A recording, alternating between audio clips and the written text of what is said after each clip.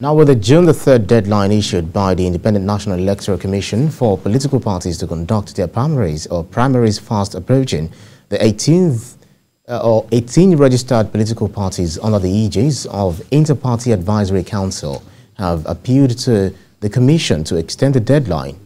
IPAC is seeking a 37-day extension for the conduct of primaries.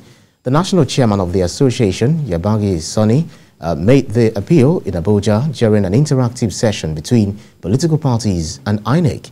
Some of the reasons given by IPAC for seeking an extension is the Salah holiday, the forthcoming Ekiti and Osun State governorship elections, and screening of an unprecedented large number of aspirants.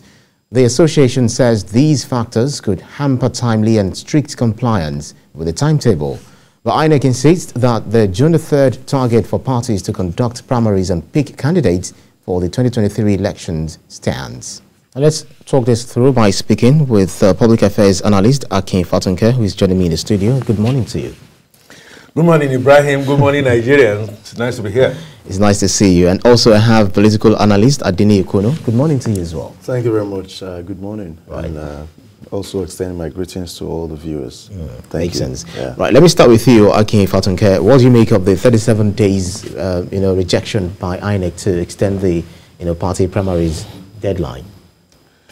I would like to say that, like an umpire that seeks to be neutral, bold, headmaster, headmistress needs to be strict and whip people into line. I'm happy with it. I'm also happy that Professor Mahmoud Yakub perhaps is doing a bit of a deja vu here. We had that February 2019. Precisely the one of 2015 should be very instructive towards Nigerians and INEC. If at that time, Mr. Kerry, John Kerry, US, used strong words, unacceptable, embarrassing, it is not going to happen. And the European Union observers had to spend 1.8 million euros staying back in Nigeria. So I think our INEC is putting things in the right direction. However, between putting things in the right direction and people going out there to sit for exams and failing, as is the usual practice in Nigeria, is yet another thing. So I'm for it. It's a rough jacket. So the participants, the politicians, remind me, I said politicians, must try as much as possible to abide and not be given lame excuses, excuses that will not hold water in a sane or comparatively sane societies that we all look up to. You ship in, you ship out, strictly. Right, Adini Ikuno, do you think this refusal to think out that the timetable of INEC could really affect the political parties to deliver their party candidates?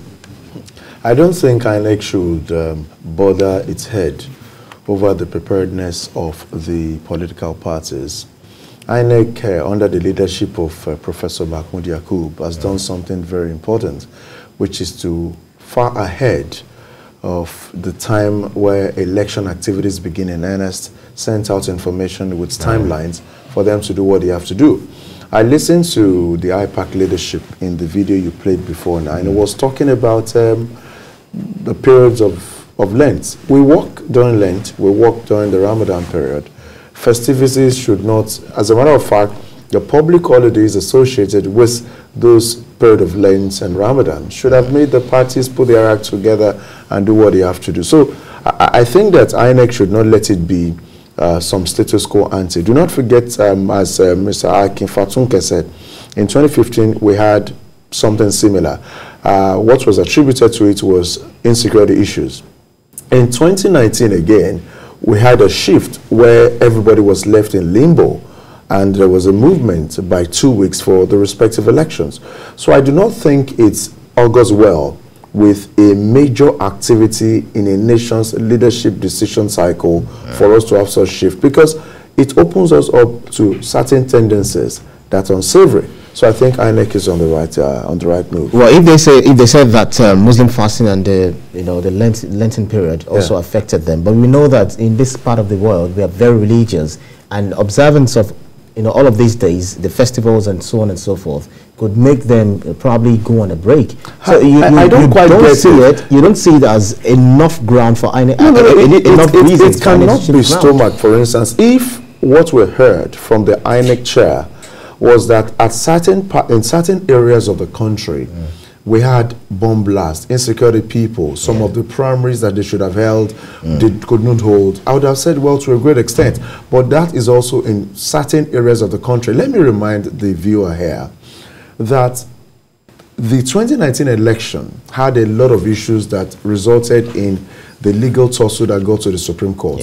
And part of what the Atiku Abubakar team kept emphasizing was that there could not have been election in certain areas where the results were declared, and they kept making reference to certain server. It therefore means that when you talk about that aspect, where you're talking about insecurity issues, to a great extent is always something tenable. But when you refer to Lenten season, it is something that has been on for hundreds of years, and people have become accustomed to working and, of course, exhibiting that penitence needed, those spirit of spiritual solemnity.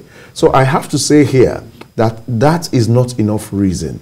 We should understand that there are lots of things tied down each time we do not move ahead with major national things that we should do. More or less like the same way they have postponed the census all the way from 2006. 2006 to 2016 is 10 years. It's supposed to be something we have done in 2016. We didn't do it.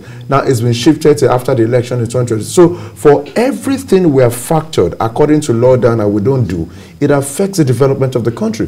Ditto this one. So I think that INEC should move ahead. Well, it looks like most of these political parties have a lot of nuts to crack. Looking at the impending Ekiti and Osun governorship elections, the elections coming up for there. So for a moment, the attentions will be shifted to these elections, and it might be very cumbersome for these parties, so to speak. Don't you think INEC should just budge at least a little, even if not the entire 37 days that they're requesting for? Let's for a moment just imagine a scenario. It's not possible, but in strategic studies you say, let's imagine a scenario we give you 3 months, 4 months, 1 year. We will still get back to these spots of unpreparedness. And I think it's a strategy by people who are simply, okay, let me be a bit soft. I will use the word planless. The scenario will look like Kunu, my brother is saying here. Of course, we have factored in this over religiosity that takes us nowhere, where we are supposed to be operating, a secular constitution. In fact, the force majeure, the logistics problems, insecurity all over, you build all those in, and so that is why you need strong hands, firm minds, and committed, people to drive you forward. That is not to say, realistically, that things are where they should be. We all know that the security situation all across the country is not looking well. Back in 2015, the poll data came out and said something like the Hoipoloi, we are not confident that we could have a free and fair elections. It was so terrible at that time. It's gone worse now, of course. We have infrastructure, wahala and logistics, absolutely no doubt about that. And the NYC and the schools that we are going to use for the polling, I know they're still not in place. I am satisfied that we cannot get it all perfect, but it looks to me, seriously, from what Professor Mahmood pleaded in the clip, it says, please put your house in order so that things can be great for you and also greater for us, and we have the greatest Nigerian going to 2023. I am not saying that. I do not see situations where the political parties, and you're talking about Ekiti, you're talking about Oshun, we are talking about Anambra the other time, and then we got there only for us to see that the beavers was not working well. Again, like we say in accounting, it's work in progress, and if we all put our hands together to try and build, like Nehemiah, this wall, we should be able to scale. I agree with you that the main costs for this election, apart from trillions of naira, perhaps dollars that has been setting, will be sorrows, tears, and blood. It happened in 2019. It happened in 2015. Yes. And, you know, psychoanalysts who might be looking at me will not fault me to say that there are people who are watching me speak. Yeah. As I say, who are alive today who may not see 2023, and that will be the shame, that will be the cost, the only opportunity cost. So I think if politicians are ready, I said it here once or somewhere else, that we could do this in 3 months if we put our mind and our structure to it. But all this extension, seeking for extension, extra extension, I'm not faulting people who are looking at it from that angle, because you know, the sages say that when an elderly man falls down, he looks back and sees what fell him. And a child will always continue to look forward. Let's try to X-ray, based, on the backdrop of what he said, the elder falling and the kids falling. Yeah. Is it retrospection or forecasting when we look at it from another angle, that if they do not have ample time, enough time to prepare for this election, there is possibility of losing focus, even when they fall, to scrupulously screen their candidates and then rush to catch up with a deadline, could cause lots and lots of litigations, and these might drag things, way slower than they expect. Is that not what you're also looking at? No, you can't look at that. For instance, you know that if you have to pay your kids tuition, you have certain periods of time that have already been factored in. And even when schools allow extension, they already have like 2-3 weeks given to parents to pay up. Because don't forget, it is a pool of resources they get from which salaries are paid and the educational businesses get run.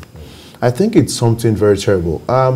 In my relationship with people outside of this country, I found out that they know how to plan a year. For instance, people plan their summer vacation a year ahead of time. Some people will tell you, I want to move houses in the next 6 months, and they're able to plan.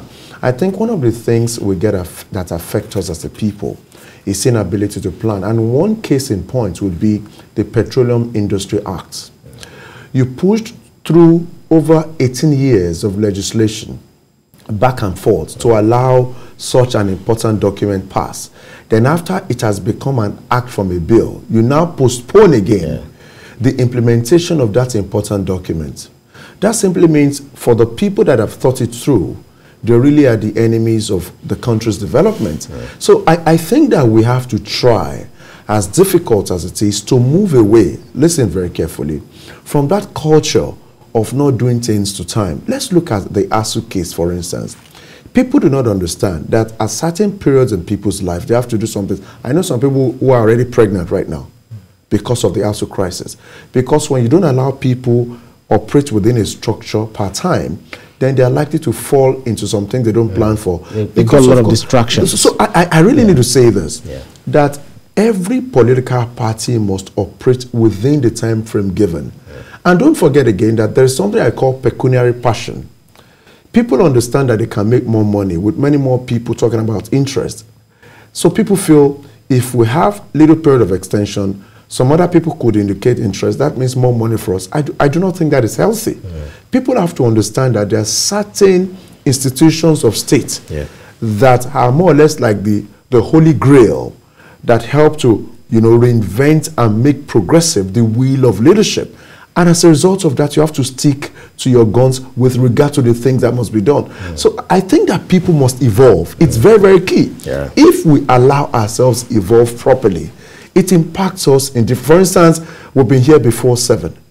Now, if we stayed 7:30 or 7:45, we're going to affect the fluidity of this program. And we cannot beg you because you've informed us ahead of time. These things are key to progression. As a matter of time, I'm just being told that we have just about 2 minutes to end the show. so we'll wrap. For the fact that INEC is stamping his feet to the ground saying, no, this is going to affect all of the plans that we have. It's going to affect the overall timetable. So the fact that INEC can say, we have to stick to what we have on ground. What does this say about this, electoral umpire? Hopefully, that's sticking to the discipline that we have lacked. That hopefully taking it the whole hog with the head properly screwed. And when I use the word properly screwed, I'm talking about leadership and not rulership that I think we see when things move in slow motion. What we needed to have taken a decision on quickly, and then we are left guessing here and there. It's contesting, it's not contesting, it's contesting, and all that kind of stuff. And that Professor Mahmoud can really be given the political will coming from the presidency. I repeat, coming from the presidency. I think it will do well. But from my experience, Kunu is talking about the PIA, is talking about ASU, is talking about COVID methods, and we're not prepared and all that. Nigeria and those who lead us don't prepare us. They don't prepare themselves, and they don't prepare us.